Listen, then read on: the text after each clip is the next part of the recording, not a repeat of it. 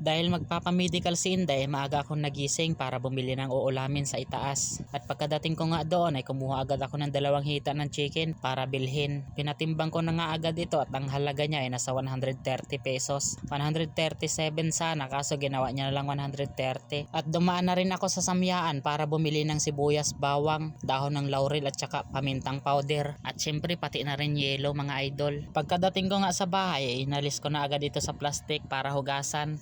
Tapos yung bukasan ng tuyo akin ng ginupitan. Marinate nga agad kung kinakailangan. Kailangan natin ng mabilisang luto na panandalian lamang. Pamintang powder akin ng binulodburan. Sabay lamutak ng parang iwan. Hayaan lang nating tumalab yung lasa sa kanya tsaka natin siya isalang. Kawali pinainitan sabay gisa ng sibuyas at bawang. Sa labas ko nga naisipang magluto kasi medyo maaliwalas at tsaka maliwanag. At nung medyo masunog na yung ating bawang at sibuyas ay inilagay ko na rin agad yung chicken. Medyo marami nga tong chicken na to, halos nasa 1 kilo. Mura lang kasi ang kilo ng manok doon mga idol. Kaya doon kami palaging bumibili. Ang kagandahan sa kanila, halos 1 linggo bago sila magbago ng presyo. At nasa 2 piso lang ang tinataas nito. Hindi pati siya masungit sa customer at pangiti-ngiti lamang siya. Kung sinong nauna sa pila ay siya talaga yung aasikasuhin niya. Yan kasi ang kagandahan sa mga negosyante mga idol. Kapag marunong ka makisama, dadami ang customer mo at hahaba ang pila. At dahil kumulo na siya, inilagay ko na rin yung dahon ng laurel para medyo mabango-bangot antay lansa na rin ng konti.